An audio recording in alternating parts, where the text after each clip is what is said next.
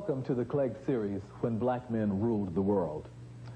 In this set of tapes, we shall reveal little-known or acknowledged facts of history about black people in ancient times.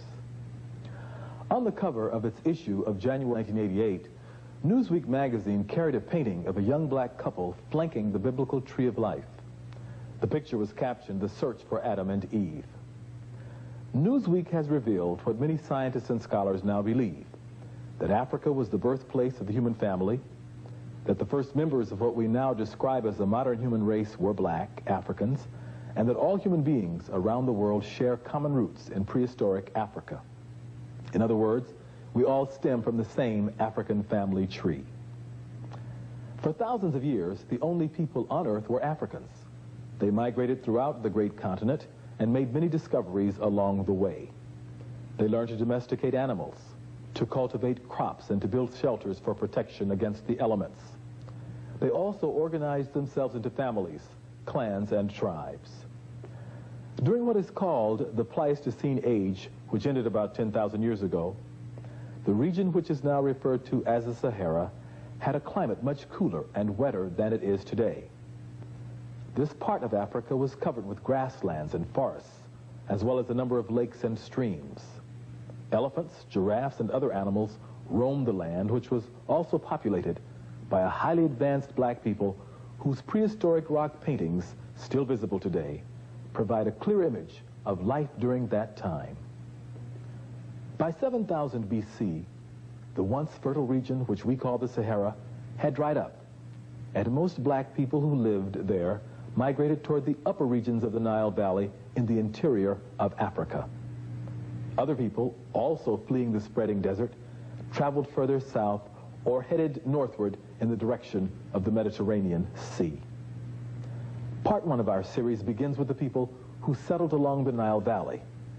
As we shall see, the Nile River extends over 4,000 miles from its beginning near the heart of the African continent northward to the Mediterranean Sea. The southernmost portions of the Nile, which are closest to its origins, are called the Upper Nile, while the northern reaches of the river near the Mediterranean Sea are called the Lower Nile. The entire length of the Nile River extends through the continent of Africa. In other words, no portion of this great river crosses Europe, Asia, or any other land mass. All of the great civilizations that sprang from the Nile were also located on the continent of Africa. The saga you are about to witness will take you back to the ancient Nile, to Nubia and Egypt, the first great nations on Earth. It is a summary of that faraway, now almost forgotten, golden age in the history of black people. It was a time when black pharaohs and queens did indeed rule the civilized world of their day, and the achievements of these ancient people have had an important impact on modern society. Let us now turn to part one of the Clegg series, Egypt during the Golden Age.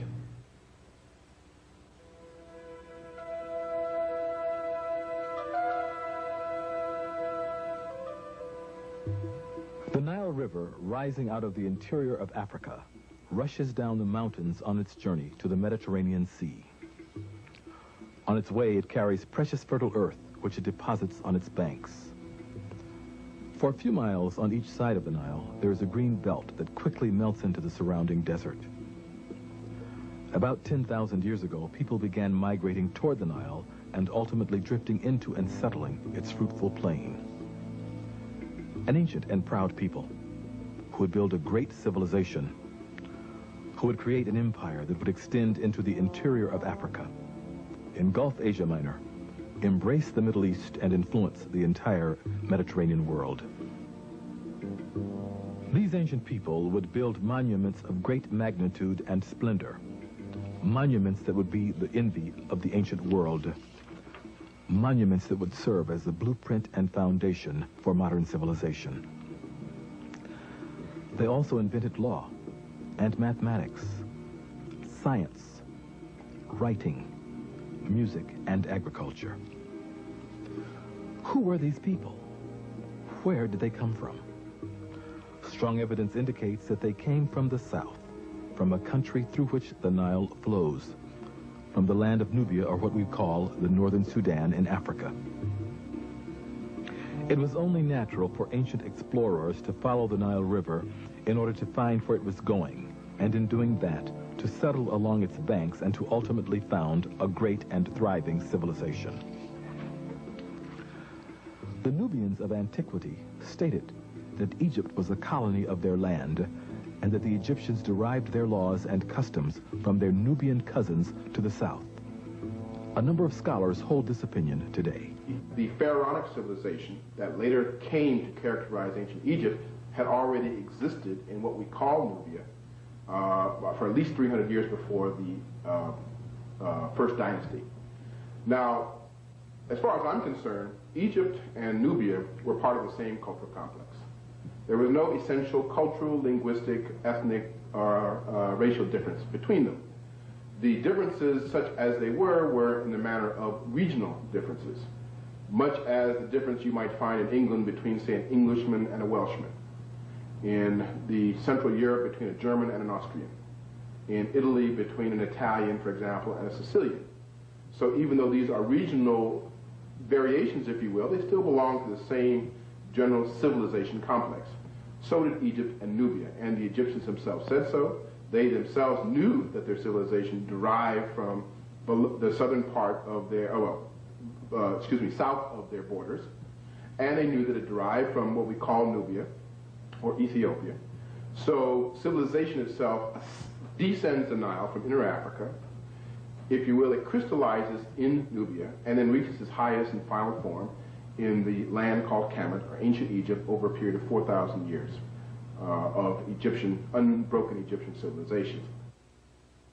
Modern evidence appears to confirm the tradition that civilization traveled northward from Nubia into Egypt. Skulls and skeletons unearthed in Nubia and Egypt are of the same or similar African racial type. Some of the most ancient paintings and drawings of Nubians and Egyptians also depict them as a distinctly African people. As Dr. Finch has noted, Egypt's general political structure and divine kingship appear to have been modeled after the Tasseti dynasty of Nubia that preceded that of Egypt by over 200 years. In other words, there were pharaohs ruling Nubia long before Egypt became a nation. Some scientists insist that pyramid building also began in Nubia and was refined and perfected after the Nubians moved northward and settled in Egypt. Even mummification appears to have started in Nubia and to have spread northward into Egypt 500 years after it was invented. Nubia was also considered the land of the gods and the spiritual home of the Egyptian people. Perhaps that is why the chief beneficent gods and goddesses of Egypt, such as Osiris and Isis, were depicted as blacks.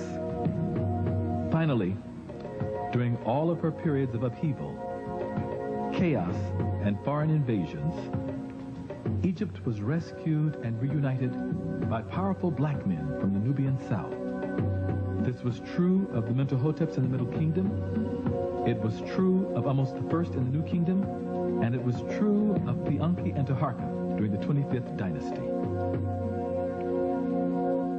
Although not all scientists and scholars agree, the weight of evidence certainly points toward a black origin of Egyptian civilization. In time, of course, Asians and Europeans settled Lower Egypt near the Mediterranean Sea and ultimately intermingled with the native black population. Nevertheless, Egypt's cultural, physical, and spiritual legacy was chiefly derived from the black Nubian South. This no doubt explains why, in later years, the visiting Hebrews, Greeks, Romans, and others described the ancient Egyptians as black-skinned with close curled hair. The distinguished writer, Dr. W.E.B. Du Bois, captured the opinions of the ancients when he wrote, "We conclude, therefore, that the Egyptians were Negroid, and not only that, but by tradition they believed themselves descended, not from the whites or the yellows, but from the black people of the South. Thence they traced their origin, and toward the South in earlier days, they turned the faces of their buried corpses." Du Bois might also have added that the Egyptians themselves called their country Kemet, which many scholars interpret as land of the blacks. Now that we've learned about the origin of these ancient people, let us see how Egypt became a great African nation. Because of the surrounding desert, Egypt was shielded from invasion for thousands of years. During that time, various people who occupied the Nile Valley began working together. The Nile overflowed its banks every year. Controlling the river was important if the people wanted to grow food successfully. The Egyptians first formed villages that cooperated with each other. Cooperation led to organization, and organization led to the building of a great nation. A little over 5,000 years ago, another important step took place. At that time, the nation was divided into two lands, Upper and Lower Egypt. A black man, SAAMR, united the two lands into one. This followed a war in which SAAMR's troops defeated Asian immigrants who had settled in Lower Egypt. SAAMR became the first pharaoh or king of Egypt, following the great kings of Ta-Seti in Nubia.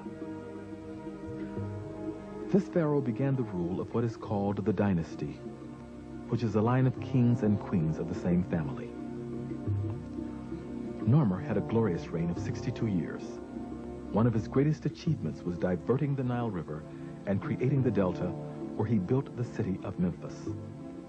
This was the beginning of Egypt's golden age. Little is known of the pharaohs who followed SAAMR during the first and second dynasties. Some of them, such as King Kasakam and King Paa-Neneter, appear to have been stern and powerful men. During the reigns of these pharaohs, Egyptian society evolved into classes. First, there were the peasants or laborers.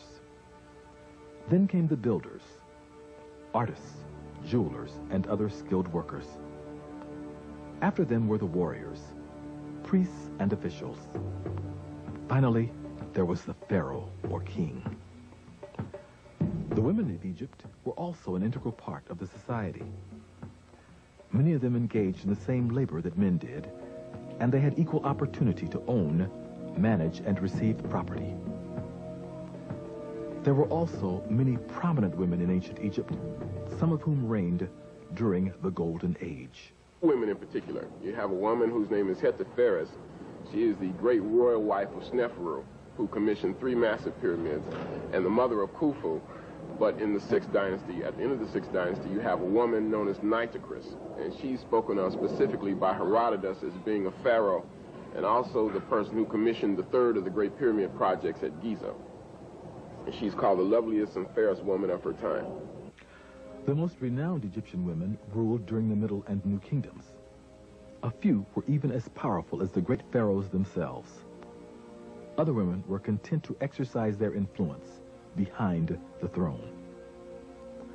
Let us move ahead now to the 3rd dynasty. By this time, Egypt was well on its way to becoming the extraordinary nation it was destined to be. Many of its achievements were staggering. For example, Imhotep, the brilliant philosopher, architect, and scientist, also became the true father of medicine. Through his influence, the Egyptians developed antiseptics, vaccinations, and advanced surgical techniques, and they found cures for numerous diseases. In short, the Egyptians laid the foundation for modern medical science. Scientific medicine begins in ancient Egypt. That is to say, if we look at the Edwin Smith surgical papyrus, I call it the founding document of scientific medicine anywhere in the world. From the point of view of the sciences that we call the related disciplines of medical science, that is anatomy, physiology, pathology, pharmacology, those were organized as coherent scientific disciplines first in ancient Egypt. The first medical schools were built and erected in ancient Egypt. The first organized system of instruction and of teaching were first established in ancient Egypt. The first surgery, the first neurosurgery, the first investigations into cardiovascular physiology, all this began in the ancient kingdom of the Nile in the northeast quadrant of Africa 6,000 years ago. In fact, so well known was ancient Egypt's primacy in the area of medical science that Hippocrates would have never had the audacity to have called himself the father of medicine, because he knew better. He would have said, as Homer did, that in medicine, Egypt leaves the rest of the world behind. That was accepted as a matter of fact in the ancient world throughout ancient Egypt's 4,000-year history. All of the ancient Greeks who made a name for themselves in medicine studied in Egypt. The Egyptians also now appear to have developed their own legal system with scribes and judges, long before the nation of Greece, which was once thought to have been the seat of Western law, was born.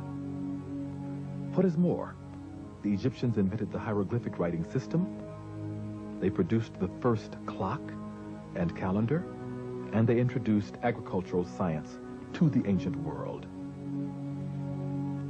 Above all else, though, Egypt is known for its pyramids, the bulk of which were also constructed during the Golden Age. First, there was the step pyramid of Saqqara, built by Imhotep during the Third Dynasty.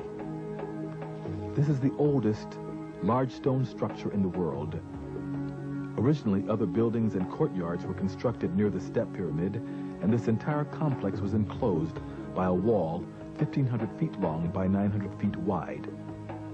Today, however, the only prominent remaining structure is the step pyramid.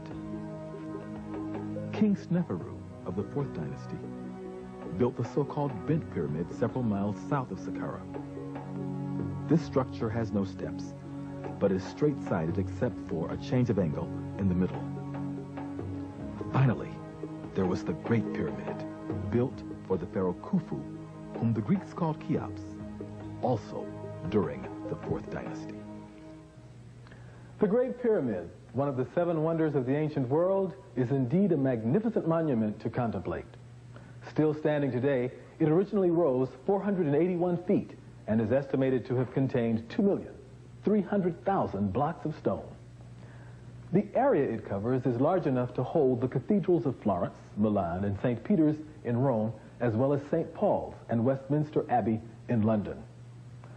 The Great Pyramid contains enough stone to construct 30 Empire State Buildings. If all the stones in the pyramid were sawed into blocks 1 foot on an edge and then were laid end to end, they would stretch 2/3 of the way around the globe at the equator. There are about 80 pyramids remaining in Egypt and 100 in Nubia, or what is today called the Northern Sudan. Although scientists are not certain of the purpose of these ancient structures, it is widely believed that they served as tombs for members of the Egyptian royal family. We have looked at the black origin of the ancient Egyptians, and we've spoken of their major achievements. Now let us turn to the pharaohs who governed this great nation during the Golden Age. There were many rulers of the Third Dynasty, the most prominent of whom was Zoser. During his reign of 19 years, Egypt's borders were extended into the interior of Africa. Copper mines were exploited in the Sinai. Extensive construction took place, and the step pyramid was built. The Fourth Dynasty also brought forth a line of great black pharaohs, some of whose names we have mentioned. Sneferu was a distinguished ruler who successfully defeated the Nubians and Libyans in battle. He also constructed vessels nearly 170 feet long. He was a kind and gentle monarch.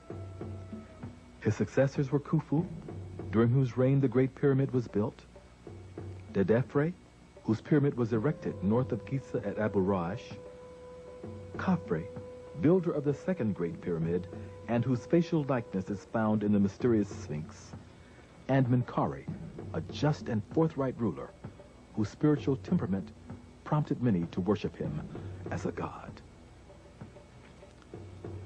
The first 4 dynasties of ancient Egypt represented a time of unprecedented splendor and glory. It was the technological high point of the black race. The Old Kingdom is a great pyramid building age. It's an age of great stability in Egypt, of great internal construction projects. I think that when we look at the Old Kingdom, once again, we're looking at the first physicians, such as Imhotep. You're looking at the massive construction projects. You're looking at the internal stability.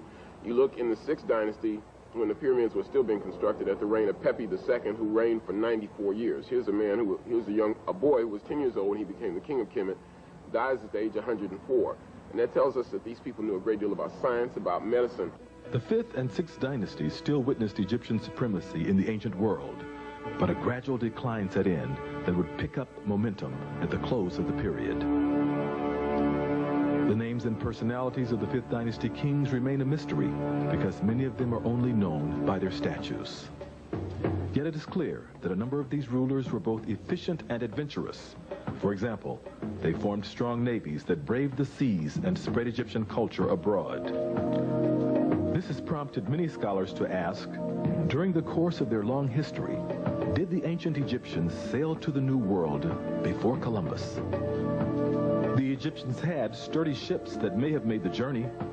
Numerous Africoid sculptures suggest an ancient black presence in the New World. Even Mexican pyramids, hieroglyphs, and cultural artifacts provide strong evidence that the Egyptians sailed to the Americas in ancient times. It's evident, without going into a lot of scientific and technical detail, that they knew that the earth was round. They knew that the earth was tilted on its axis. They knew that the earth revolved around the sun. They had already had ways of determining the minute, the minute of arc in the heavens of movement of stars. So they had already learned how to determine celestial longitude and terrestrial longitude and latitude. So they would have had more than enough astronomical knowledge to enable them to navigate almost anywhere in the world. And they would have had craft, that is watercraft, seaworthy enough to make those voyages. And I think voyages not only across the Atlantic, but across the Pacific to what we call the New World probably began in prehistoric times. And so that America was a crossroads for the world long before there ever was a Columbus, thousands of years before there ever was a Columbus. And there's nothing inherently impossible in terms of their level of science and technology and astronomical knowledge that would have prevented the ancient Egyptians from making such voyages. The 6th dynasty spanned a period of 155 years. It marked the first time that large numbers of regional governors began to break away from the central rulership of the pharaoh to independently control their own territories. One of the most prominent pharaohs of this period was Pepi I, who quelled internal strife and strengthened the monarchy. His son, Pepi II, ruled Egypt for 94 years, the longest reign in world history.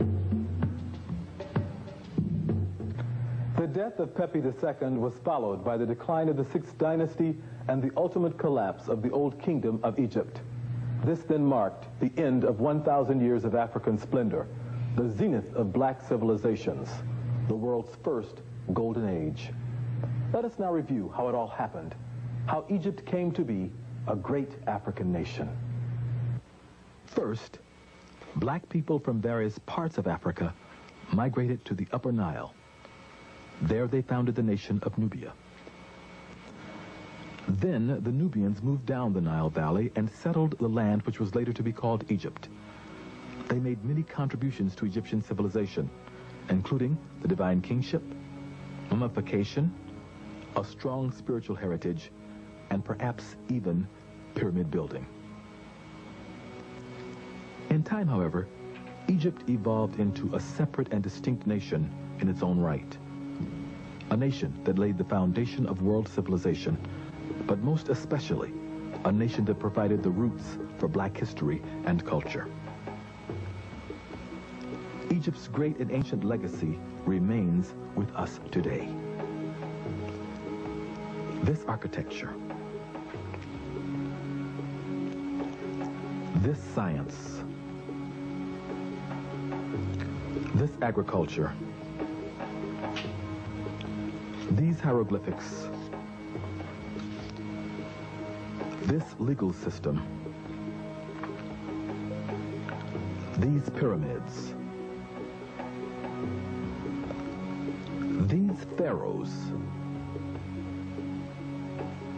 and these queens, are the great heritage of black people everywhere and have influenced the evolution of civilization around the world. Although its golden age had passed away, Black Egypt would indeed rise again in the Middle Kingdom, in the New Kingdom, and during the 25th dynasty. The entire ancient world would marvel at the resilience and power of these magnificent people. As the distinguished author Fleur Lugard has written, the annals of all of the great nations of Asia Minor are full of them. The Mosaic records allude to them frequently. But while they're described as the most powerful, the most just, and the most beautiful of the human race, they are constantly spoken of as black. And there seems to be no other conclusion to be drawn than that at that remote period of history, the leading race of the Western world was a black race. In subsequent episodes of the Clegg series, we shall explore Egypt's Middle Kingdom and World Empire, the role of black women in antiquity, and black personalities of the Holy Bible. This concludes part 1 of the Clegg series, Egypt during the Golden Age.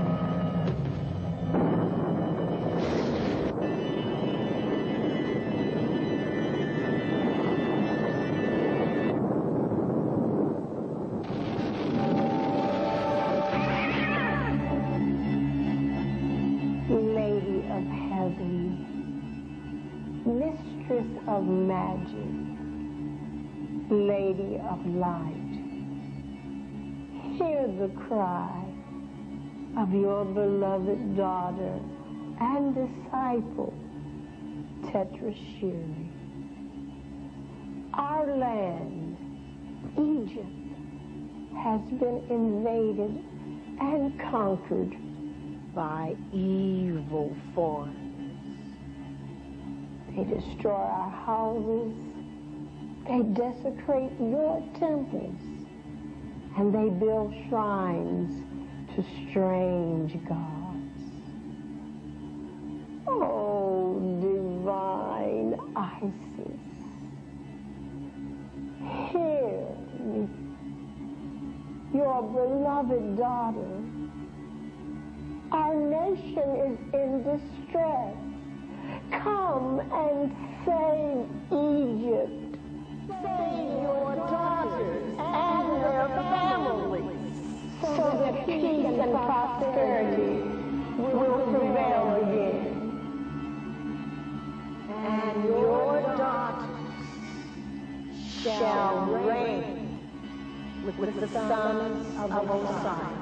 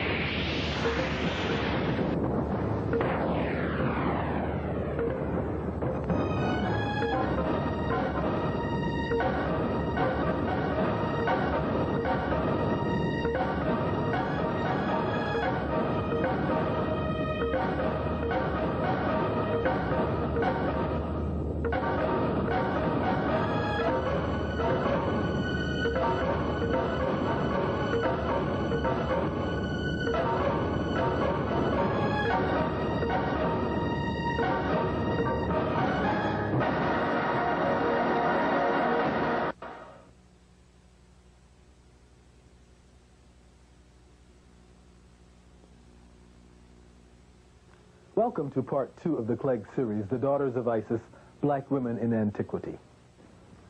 I am your host, LeGrand H. Clegg II. This videotape and booklet supplement part 1 of this series, When Black Men Ruled the World, Egypt During the Golden Age. In part 1, we briefly considered the origin of the human family in Africa and then turned to the beginning of civilization, first in Nubia and then in Egypt. We dealt with Egyptian pyramids, hieroglyphic writing, medical science, literature, law, art, architecture, maritime skills, as well as the nation's political and social structure. We placed emphasis on the great pharaohs and the prominent role they played in world history.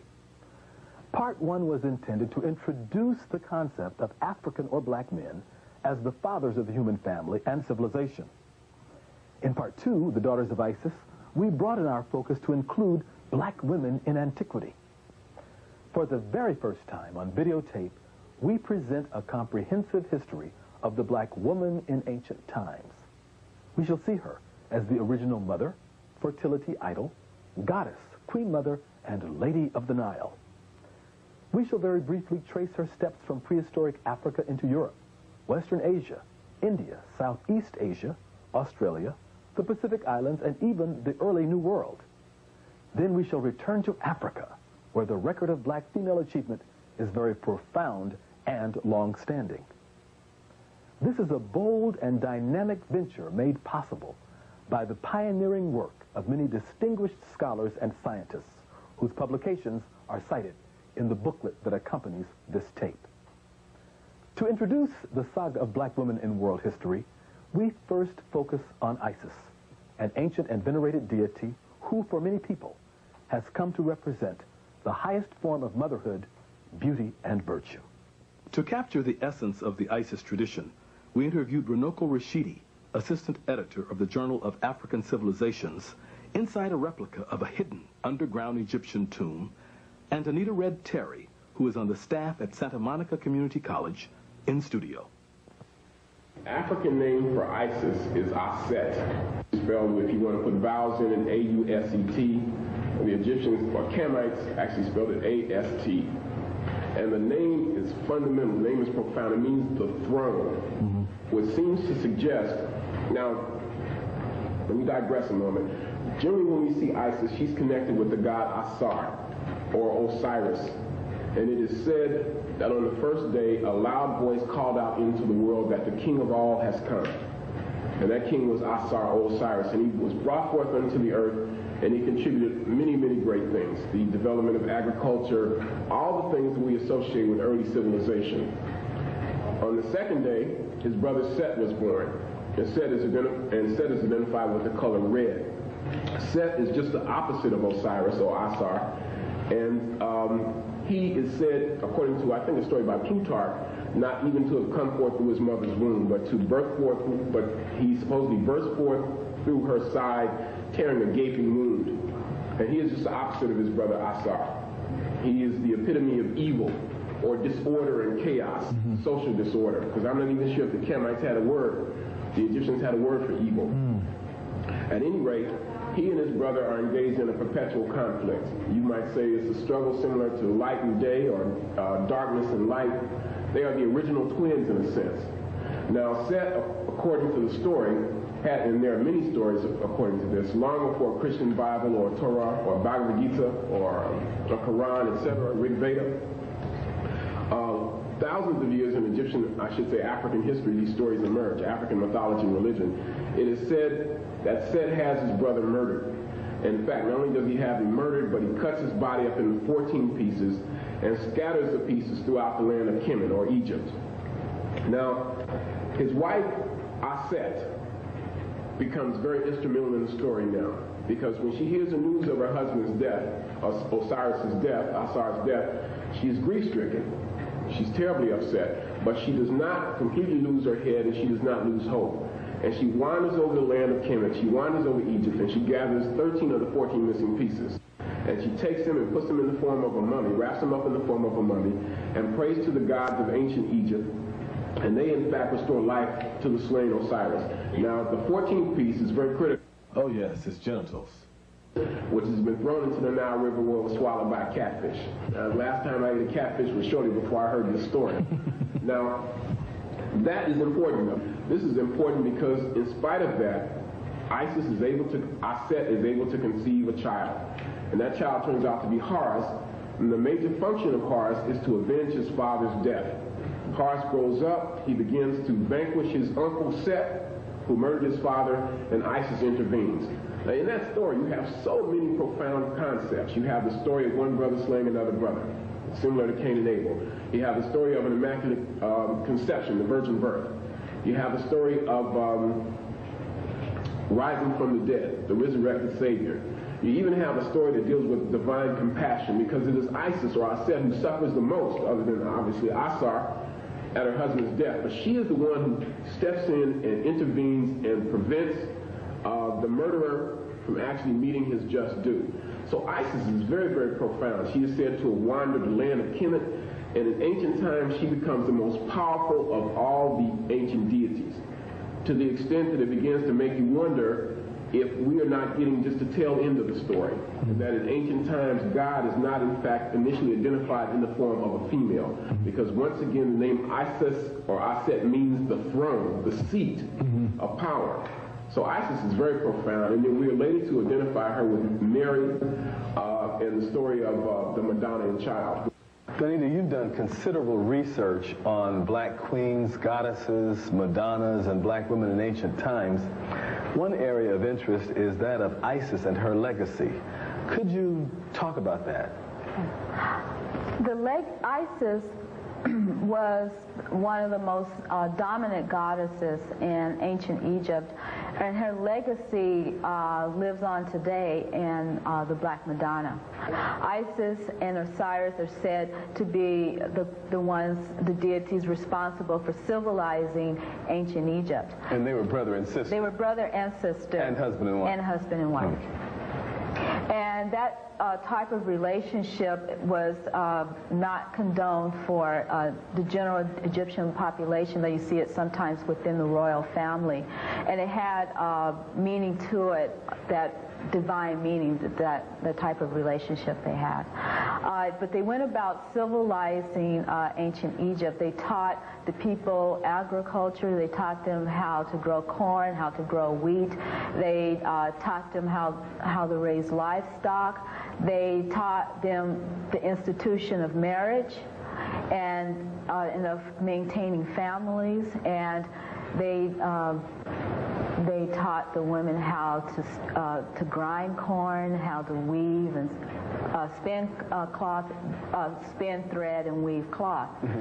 And so the Egyptian people attribute their civilization and their civilized behavior to Isis and Osiris, and that they also tended to be pious religious people, and that they felt that Isis and Osiris exemplified this in their relationship.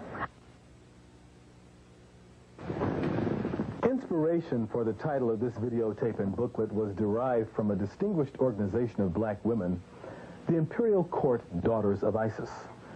In the early part of the 20th century, black women in several American cities began to organize themselves around shrine temples that served as centers for the Prince Hall Shriners, an order of black Masons. An auxiliary of female members of the Prince Hall Shriners was formally established at the annual session of the ancient Egyptian Arabic Order Nobles Mystic Shrine in Detroit, Michigan on August 24th, 1910. From its inception, the Imperial Court Daughters of Isis included dynamic women who were dedicated to serving humanity. The leaders of the organization varied in age and profession and came from different parts of the nation. For over 80 years now, this group has focused on a program that stresses leadership development, creates an effective network among its members and community organizations, recognizes the historic and current achievements of black women, provides role models for young women, and promotes high moral standards and academic achievements. The current commandress of the Imperial Court Daughters of Isis is Margaret P. Warren of Los Angeles. She's had a long and distinguished career in government and the private sector, and has made noteworthy contributions to a number of charitable, civil rights, and religious organizations. Although in this videotape we're presenting black women as the spiritual daughters of Isis, the truth is that long before Isis became prominent, black women had appeared on the world stage. Let us turn now to the first women on Earth, black women in prehistory. For many years, anthropologists, paleontologists, and other scientists have focused on the continent of Africa in their search for the origins of the human family. Some of the most important discoveries of human fossils have been made in Northeast Africa, particularly in Kenya, Tanzania, and Ethiopia. Small parties of Africans and Europeans, headed by such scientists as members of the Louis B. Leakey family, have combed the Northeast African terrain in search of our prehistoric black ancestors. The ancient soil of East Africa has yielded the richest human remains in the world. Prehistoric fossils similar to these have been given many names, such as Australopithecus, Homo habilis, Homo sapiens, and Homo sapiens sapiens, or modern human beings.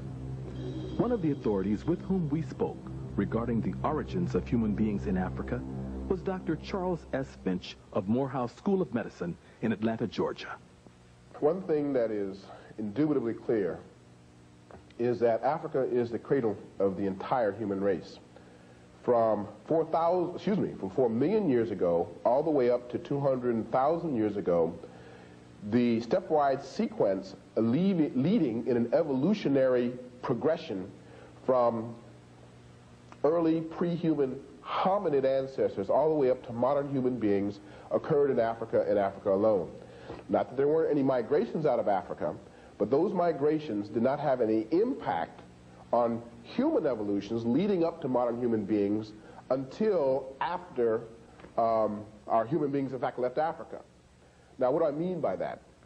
A man by the name of Wainscott from England has said is that all of the populations around the globe are descendants from small founder populations that left Africa probably no later than 100,000 years ago. This means that, as C.W. Stringer has said, that all 6.5 billion people on this planet are Africans under the skin. Because if we go back far enough, everyone has an African ancestor. Now, to clarify an earlier point, when I made the assertion that as far as human evolution was concerned, it all occurred in Africa up until after the final migration, this has to do with the origin and development of races. That you did not see the development of specific human races until about 50,000 years ago, when these founder populations left Africa, began to inhabit certain parts of the globe, Europe, Asia, and then, because of rather sudden and drastic climatic changes, underwent some adaptations that led to the development of variations in the human species, which we today call races, or subgroups of the human species. But as I say, if you look at the root and the trunk, you are talking about a root and a trunk that is in African soil, literally. So that in effect, all 6.5 billion people who live on the planet today are descended from a founding population or an original population that emerges in Africa, certainly 200,000 years ago, very likely, no later than 140,000 years ago, and does not leave Africa until maybe 100,000 years ago. In some of his many books and articles, Dr. Finch has noted that our knowledge of human origins is largely based on the skeletal and sculptural relics of African women. Perhaps the most prominent fossil remains of our female ancestors have been those of an ancient African woman whom modern scientists call Lucy. She may have looked similar to this reconstruction that appeared in Discover magazine in 1988. Lucy lived about 3.5 million years ago. She was 3 feet tall and 60 pounds. Her remains were found in Ethiopia. Lucy and her sisters were undoubtedly strong, proud, and courageous. Alongside their mates, they probably hunted and gathered food, lived in small groups, and carried a nursing child as they traveled across the land. Whether we call her Lucy or Eve, the African woman left her mark over a broad spectrum of the prehistoric and ancient worlds. Small carvings of short, heavy-set women with thick, woolly hair, often called fertility idols, have been found in Europe, from Italy to Russia. Scientists have labeled the people of that time Grimoaldis, after the caves in France, where their skeletons were first discovered. Some authorities believe that these ancient blacks migrated into Europe from Africa more than 30,000 years ago and were part of a loose cultural network that extended from South Africa into Central Europe.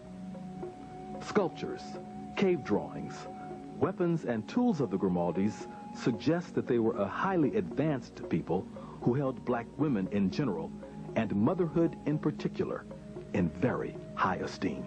In a lot of the slide presentations I do, I tend to show a black woman from the Andaman Islands in the Bay of Bengal. And then I compare that photograph with Venus of Willendorf, these ancient fertility figures that you're referring to. You could go to Southern Africa or Zambia and find one of these Khoisan sister, Khoi, who is oftentimes called a Hottentot. So this is the most famous one, but you find them throughout France. My colleague James Brunson has located one in the former Soviet Union that's about 14,000 years old, and you do have a lot of them in other parts of Asia. I would think they would tend to represent the widespread movement of ancient black people in a prehistoric period, and by prehistoric I mean before written records, before written history, and they may be religious figurines. The earliest carvings of human-like people that you find anywhere in the world are almost exclusively of women, particularly of women who are obese, with large breasts and very heavily developed buttocks and thighs. Why? Because this is an image of female fecundity or fertility and abundance and productivity, and of course with the largeness of breasts, the image of female capacity for nurturance. You see this in Europe. You certainly see that in the Nile Valley and elsewhere. And we find, by the way, in the Nile Valley, that the oldest deity, the oldest form of the deity, takes shape as Ta-Urt. Ta-Urt is the hippopotamus goddess who was one of the earliest images of the deity and who was feminine and maternal because she was obese and therefore was an image of the pregnant female. Also, the hippopotamus, by floating in the waters of inner Africa, would have been an image of would have been an amniotic image and a birth image. Interestingly enough, Ta means land or earth. Urt means great. So Ta-Urt means great earth. And so she was, shall we say, an animal symbol of earth itself, earth being the primordial mother of all, out of which life comes and to which life returns. So all of the original fertility goddesses, as we call them, were mother goddesses and earth goddesses. As we have noted, prehistoric Africans did not end their migrations in Europe. They were adventurous pioneers whose descendants climbed rugged mountains, crossed torrid deserts, explored treacherous jungles, and ultimately sailed over large parts of the globe. Sacred texts, sculptures, skulls, drawings, and paintings reveal the worldwide presence of these black people. In all of the artwork, the black female is very prominent. Her figurines have been discovered in Western Europe, the Mediterranean, Western Asia, India, and in vast parts of the prehistoric New World. Even in our modern era, scattered around the globe, we see descendants of the black woman. For example, in Jordan, India, Southeast Asia, the Philippines, Hawaii, New Guinea, Australia, and Tasmania. We have seen the black woman as mother of the entire human family. We've also charted the course of her descendants around the world. Although she has left to us a global legacy, the black woman's most important and continuous contributions have been made on the continent of Africa. As you can see, it is a huge continent, second only to Asia in size. Let us return then to Africa to see what exciting revelations await us there. In a brilliant article written in the Journal of African Civilization's 1987 edition, Dr. Rosalind Jeffries provides an overview of the image of black women in African cave art. Just as many scholars before her, she found that perhaps the most ancient artwork, dating back 10,000 years, was discovered in the central Sahara region.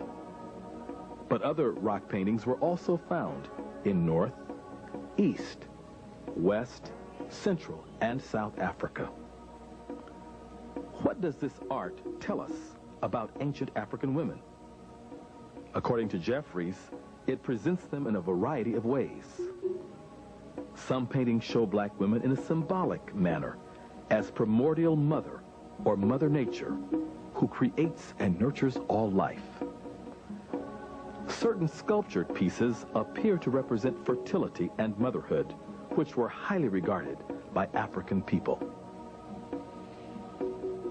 A number of paintings show women gathered together, wearing curious masks and vulture headdresses. In still other scenes, we find women talking together, posing, dancing, carrying pottery vessels, and relaxing with their children. One of the most popular of the prehistoric paintings is a depiction of two young ladies referred to as Pule women. Their attire is surprisingly similar to modern dress. A universal figure is the horned goddess, who is depicted in graceful running strides with horns on her head surmounted by a pot-shaped hat. African legends speak of horns as being symbolic in calling together a nation. As we move toward later historical times, we meet the African woman, but this time she is settled along the Nile River. It was in this region that the most ancient and continuous civilization in the world appears to have arisen, first in Nubia and then in Egypt. Of course, not all scholars agree on the origin of the Egyptian civilization. In part 1 of this series, however, we cited a growing body of evidence that points toward a black or Nubian beginning, which is consistent with ancient tradition. In his book, The African Background to Medical Science, Dr. Charles Finch sheds further light on the black roots of Egyptian civilization. He points out that the Egyptians named themselves Kamu, which translates literally as the blacks. Their words for the African land to the south of them was Kentu, or Kentu, denoting the Sudanese peoples who lived there. This word also meant first, foremost, beginning, origin, and chief. The Egyptians also referred to Inner Africa as the Old Country and the land of the gods, or as we might say today, God's country. Furthermore, the Egyptian word for east was the same as their word for left, and their word for west the same as their word for right. Their word for front was the same as the word for south, and the word for back was the same as the word for north. According to Dr. Finch, all of this was possible only if the Egyptians oriented themselves southward and looked in that direction for the land of their origins. Another source of evidence in support of the view that the ancient Egyptians were black people is the Christian Bible. In Genesis, Noah's 3 sons, Ham, Shem, and Japheth, are presented as the ancestors of the 3 main branches of humankind known to biblical writers. Ham is unquestionably the ancestor of the black race, and his name appears to have come from the Egyptian Kam, meaning black. The sons of Ham were listed as follows. Mizraim equals Egypt. Cush was Ethiopia. Canaan was Palestine, and Phut was Libya. It is clear then that also, according to biblical tradition, Egypt was a part of the black or African branch of humanity. Finally, this painting from the tomb of Ramesses III, dating back to about 1200 BC, shows that the ancient Egyptians viewed themselves as blacks and painted themselves as such without confusion with the Indo-Europeans, that is the Caucasians, or the Semites. In figure A, we have the ancient Egyptians as they viewed themselves. Figure B depicts the Indo-European type. Figure C represents other black Africans, and figure D represents the Semites. Throughout their history, the ancient Egyptians never depicted themselves by types B or D. In ancient Egypt, Kemet, the Black Land, as elsewhere in Africa, women were very prominent. Their diverse roles included goddess, queen mother, and pharaoh. We have learned about the great Isis and her tradition, but there were also other black goddesses of distinction. To discuss this, we return to Danita Red Terry in studio. Isis was the female god of war and of hunting, and she's probably the oldest known female deity of ancient Egypt. She was depicted often wearing a red crown, I should say, or with two crossed arrows and a shield on her head, signifying her characteristic as a war god. She was also considered to be a devoted mother god. Some of her depictions show her as drawn or depicted as a vulture. And one of the myths that's associated with her, she, as a vulture, pierced her thigh with her beak and drew blood from that and fed her children this blood. Hathor is another mother god, and she was depicted as often as a cow or as a woman with cow-like ears on her head. Her symbols associated with her were the sistrum, and she was often depicted with the pharaohs who saw themselves as Horus reborn, or as the god reborn, would be seen suckling from her as a cow. They would suckle from her tethers, or as a woman in her woman form, they would sit on her and suckle at her breast. And she was also a female god associated with music, with dance, with love, and with sensual pleasures of love also. And the sistrum, which I said was associated with her, was a rattle-like musical instrument.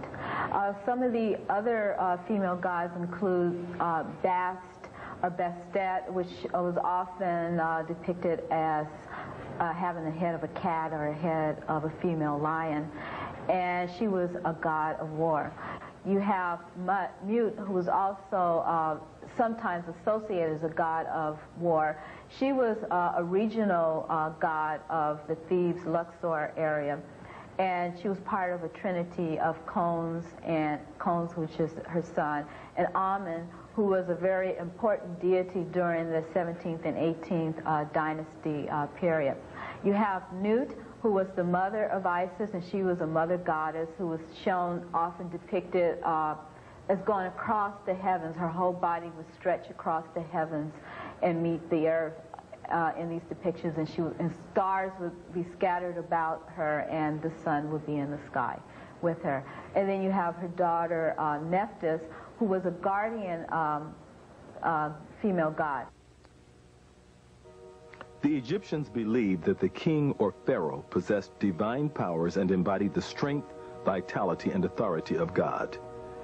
His role was well defined as ruler of the nation. In spite of this, Egyptian women had a special place on the throne. First, they were guardians of the royal lineage. That is, most male heirs did not become pharaohs until after they married a princess of royal blood. In many cases, this meant that a young man married his full-blooded sister, as is depicted here in the union of the pharaoh Ahmose and his queen Ahmose-Nefertari. Secondly, as we shall see in part 3 of this series in the case of Queen Hatshepsut, if a deceased pharaoh's legal heir was too young to rule, or the king left no male heir, then the queen was permitted to head the nation. The queens of Egypt played a vital role on the throne. A number of them rose to prominence from about 3000 BC to 1800 BC during the Old and Middle Kingdoms. First dynasty, you have a woman known as Mernite. And according to W.B. Emery, Walter B. Emery, in a book called Archaic Egypt, it was published in 1965, he identifies her as a monarch. as a living hearth. And she is the third or fourth ruler of dynastic Kemet. So Mernite is very important, but unfortunately, because of the antiquity of the time in which she lived, we don't know a lot about her. Her tomb seems to be one of the largest tombs in the first two dynasties. This is called the Archaic period or the early dynastic period. Now, in the fourth dynasty, you have a woman known as Queen Heru. Now, she was not a monarch, but she was the wife of a man known as Sneferu, who commissioned two massive pyramids, and she is the mother of Khufu. One of the great pharaohs. Exactly. But when you get to the sixth dynasty, which is the last dynasty in what's called the Old Kingdom, the first golden age, you have a woman known as Nitocris, and undoubtedly that's her Greek name. Nitocris comes after Pepi II, who, as you know, had the longest recorded reign in world history, 94 years. She is described by Herodotus and others as the noblest, the loveliest, the most just woman of her time, and I believe Herodotus even goes as far as to say that the pyramid that is normally ascribed to Menkaura by Mycerinus is actually that of Nitocris. So she's very significant. Those are the women that stand out in the first several dynasties. Now after the sixth dynasty, of course you have what's called the first intermediate period. This is an age of social disorder and confusion. And then you have the 10th dynasty, in which a black king, once again from the south, moves up, conquers the two lands, northern and southern Egypt, and unifies Kemet for the second time that we are aware of in history. That is Nefertiti-Mentuhotep, who reigned for 51 years. Now he had two great queens. One is Kawet, the other is Ashayet. Now, perhaps the most interesting thing here is that we know about Mentuhotep II largely because of this statue in the Cairo Museum, the black statue that portrays him in the divine color of ancient Kemet, the color of God, the color of divinity, the color black. But interestingly enough, his queens are also oftentimes portrayed in that same color. And I will draw your attention to a piece, I believe it's in the Metropolitan Museum of Art, maybe in the Cairo Museum, that depicts both of these queens, Kawet and Ashayet, in that same divine color.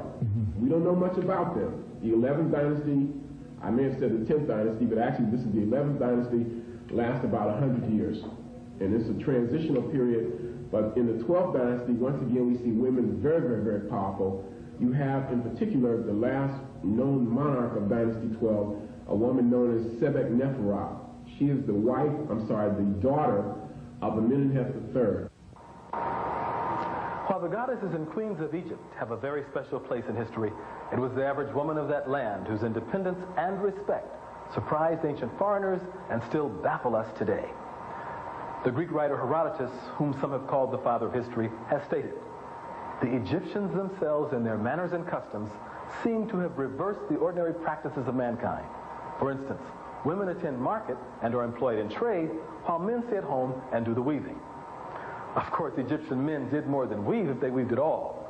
They were pharaohs, governors, judges, doctors, priests, warriors, laborers, and so forth. However, Herodotus was struck by the role of women in Egyptian society, and well he should have been. For in his native Greece, women were very much confined to their homes. They rarely appeared in public and had few if any rights and privileges men were bound to respect. As a matter of fact, in many instances, the parents of Greek girls arranged their marriages at an early age and paid a rich dowry for the honor. These young ladies received no mental or physical training, but were taught to spin, cook, to obey their husbands, and to otherwise remain quiet and modest. But for thousands of years, the Egyptian woman and her sisters in other parts of Africa enjoyed more legal rights and privileges than any other women of their time and than most women of today. The family unit was the most ancient and cherished institution in Egypt. Young men were urged to take a wife as soon as they were able to support her financially. Egyptian literature is filled with love poems between young men and women who affectionately called each other brother and sister. One such young lady wrote the following to her lover. My heart flutters hastily when I think of my love for you. It lets me not act sensibly. It leaps from its place. It lets me not put on a dress, nor wrap my scarf around me. I put no paint upon my eyes. I'm even not anointed with perfume. The Egyptian woman was well loved and respected by her family. Although her spouse was the head of the house, she was indeed responsible for running the household. They certainly controlled the hearth and the home, of course. They also controlled fields in many, many instances. The agricultural situation in Egypt, because the most important agricultural deities at first were women, Aset or Isis being the best example. We know that women had legal rights, independent legal rights. We know that children in ancient Egypt derived their names and therefore their legitimacy through their mothers and through the maternal line, and therefore took their names from their mothers, as we said. An ancient elder left a record of sound advice for young Egyptian husbands. He wrote, "Do not control your wife in her house when you know she is efficient. Don't say to her, 'Where is it? Get it,' when she has put it in the right place. Let your eye observe in silence. Then you recognize her skill. It is joy when your hand is with her. If a man desists from strife at home, he will not encounter its beginning. Every man who founds a household should hold back the hasty heart. Do not go after another woman. Let her not steal your heart." Thousands of paintings depict interesting scenes of Egyptian family life. They show husbands, wives, and children eating, hunting, fishing, enjoying music, and traveling along the Nile together. Family stability seems to have prevailed throughout the long history of this nation. Sexual discrimination in employment appears to have been unknown in Egypt. Alongside men and with others of their gender, women ground corn, brewed beer, and baked bread. Women dominated certain professions. For example, most of the dancers, acrobats, and musicians were female. Women also held high positions in commerce and industry. This was especially true in the manufacturing of state textiles and perfume. Egyptians loved banquets and parties where married couples often socialized. Here is a typical dinner party at which women playing drums and flutes entertained their guests. The Egyptian pharaoh governed the nation on the basis of mayat, a divine concept of law and justice. Under this system, women enjoyed equal status and civil rights with men. Women independently executed wills, witnessed documents, inherited, bought, administered and sold property, adopted children, and filed lawsuits. Scholars have traditionally held that Western law and jurisprudence had their origin in ancient Greece. This view is now open to debate. As an attorney, I was very interested in the ancient Egyptian legal system. I was especially surprised to learn of the will of Lady Nanakte. As a result of that, I decided to engage in research on the will on my own. Attorney Clegg, your trial has been continued over till tomorrow morning at 9 o'clock. Thank you, Mary. You're welcome. As a nation, Egypt predated Greece by thousands of years. The ancient Egyptians enacted many laws and created a very advanced legal system, which at various times included judges and juries. Recent research clearly demonstrates that the ancient Greeks derived much of their philosophy, science, architecture, religion, and medicine from the ancient Egyptians. Further investigation may well reveal that Egyptian law was also the basis of that of ancient Greece. In our effort to study the will of the ancient Egyptian noble lady Nanakte, we visited the research library at the University of California at Los Angeles and the Central Library downtown Los Angeles. The independence of this ancient Egyptian woman was made clear by her surviving will, which we found in the 1945 edition of the Journal of Egyptian Archaeology. A wealthy widow of some stature, Lady Nanakte had married twice and inherited property from both husbands and her father. She left her own personal property and her share of the last husband's estate to some of her 8 children, but disinherited the others for lack of consideration toward her. To show how advanced the ancient Egyptians were and how much we have learned from them, it should be noted that Lady Nanakte's will was notarized and formally included on the court docket.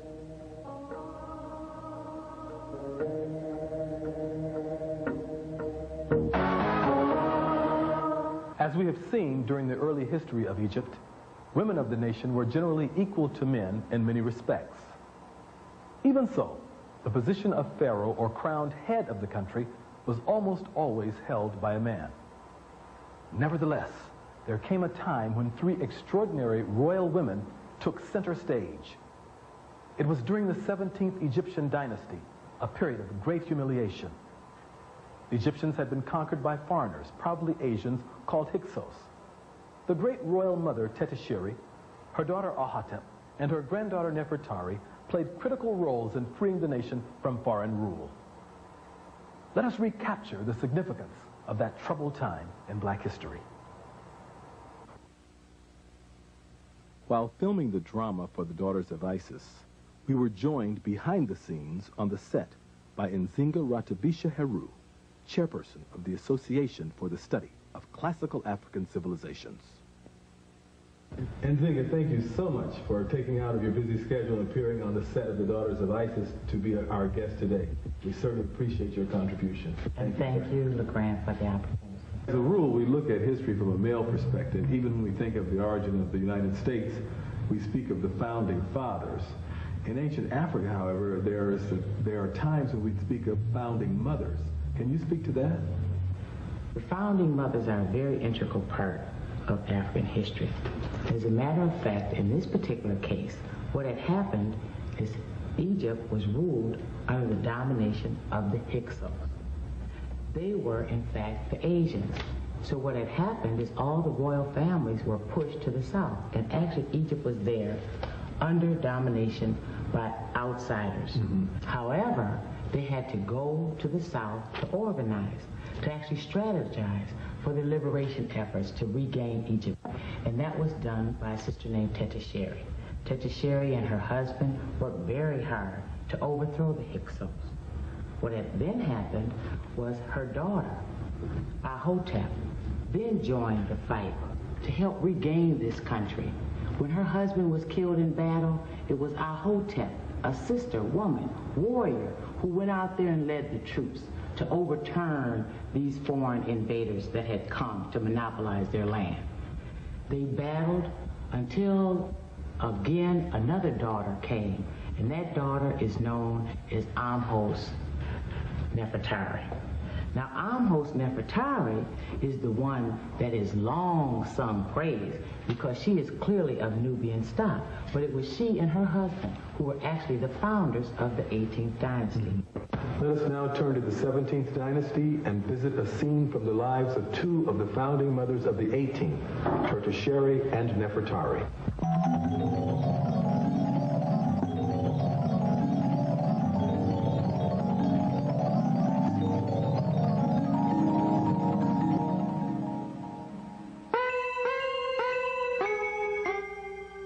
Good morning, Grandmother. I've come to see if your leg still trembles here. Nefertari. Isis has surely blessed thee, my child. You truly possess charm, sweetness, and love, my child.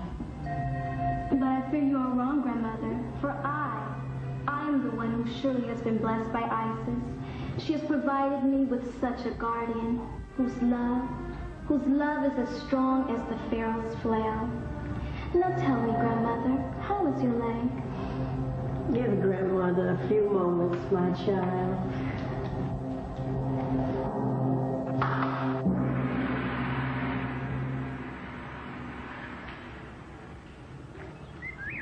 Bring you the throw sticks. Hi, kitty.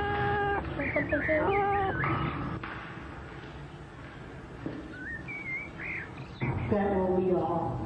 You may both leave.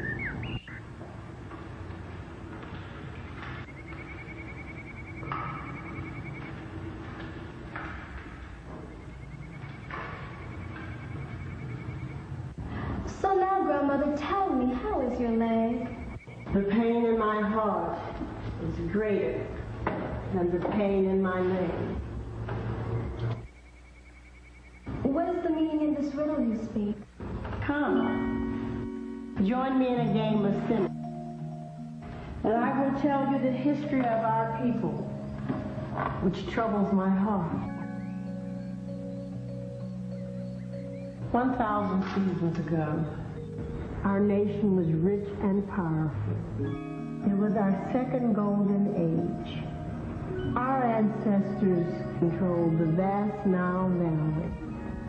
There were great pharaohs such as Menahotep II, Amenemhet III, Senusret I and II, who reigned supreme. And there were great queens like Khmut and Asheret. Grandmother, which dynasty was this? The 11th and 12th dynasties. It was our most glorious days since the pyramids were built. The people prospered, the land was fertile, and the gods were pleased. But at the end of the 12th dynasty, a human plague struck our land. A human plague? Do you mean like an epidemic? No. It was a mob of a strange people, a pale-faced race. We call them Hyksos, rulers of a foreign land. They burned our cities, destroyed the temples, massacred many of the men and enslaved the women and children. The royal family was stripped of their authority and banished from the throne. Were the kings and queens killed too? No. Fortunately, many of them managed to escape the barbarians, and they fled south into Nubia. For 200 seasons, our people have been in exile, first in Nubia, and now in Egypt. But when the war is over, we will reclaim all of our land and go home. Grandmother, tell me about the war. When did it start? Your father, Sennacherib, was a proud man, and he could not bear the shame of seeing Egypt under foreign rule. Did father start the war? It was because of the arrogance of the Hyksos king, Apophis. Arrogance? What did he do? Well, long before you were born, we left Nubia and reestablished the capital of Egypt here in Thebes. Our palace was not so many miles from the Hyksos invaders, and our presence threatened the king. Threatened the king? But grandmother, they were on our land. What nerve. But you see, the king sent a warning to your father, warning him that the noise of the hippopotamuses were too loud and he could not sleep, so the animals should be killed. What? The hippopotamuses were too loud? Was this some kind of Hyksos joke? There was no joke. It was an insult of the worst kind. You see, the cry of the hippopotamus is a symbol of the authority of the pharaoh. Grandmother, you mean like the pyramids are symbols of ancient wisdom? Yes. You see, the Hyksos king challenged the authority of your father. He could not hear the cry of the hippopotamuses. It was his way of using a message to stir up the anger of your father. I know my father didn't stand for that. No, he didn't. He mobilized the army and made a courageous drive against the Hyksos barbarians. So that is when father was killed. I remember my mother telling me of this. She said that when he came of age, my eldest brother Kamlos continued the war after father had died. Your mother was much too modest, my child. After your father's death, it was she who brought the troops together and led them to battle after battle, to Kamos, to their lives. And like your father, Cable was killed. And now, almost my only remaining grandson is in Syria, waging a battle against the barbarian Hitler. I only pray that he too will not. Do not fret, grandmother, for the gods show me, as they have told the priests, that he will survive and return home safely. It is the divine will that a mighty fair will rise up, smite our enemies, return and unite the two lands, Upper and Lower Egypt. Amos, my brother, is the Pharaoh of that prophecy. So do not worry, grandmother, for our people will be liberated, and the nation, it will prosper.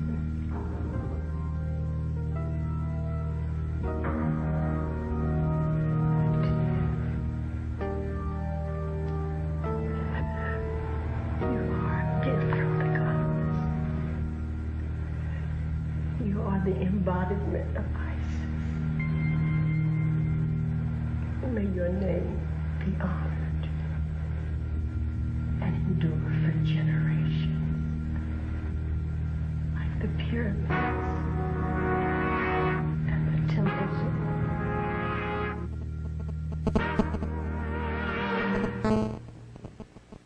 The words of Queen Tetisheri, grandmother of Nefertari, did indeed echo down the corridors of history. For generations, Nefertari, the chief queen and sister of King Amos, was worshipped by the Egyptian people. She bore several sacred titles, including royal daughter, great royal wife, and divine mother. Nefertari and her family were widely praised for liberating Egypt from foreign domination. According to a number of distinguished Egyptologists, from Flinders Petrie to William Leo Hansberry, this great queen was the most revered person in the entire history of the Nile Valley. Indeed, a distinguished daughter of Isis. In part 3 of this series, we shall begin with the 18th dynasty of Egypt, which was the extended family of Queen Nefertari. We shall explore the lives of such eminent women as the Pharaoh Hatshepsut, Queen Tia, and Queen Nefertiti. We shall also recapture the lives and times of Ethiopia's empresses and warrior queens. Finally, we shall examine the role of the Black Madonna in Africa, Europe, and Asia. This concludes part 2 of the Clegg series, The Daughters of Isis, Black Women in Antiquity.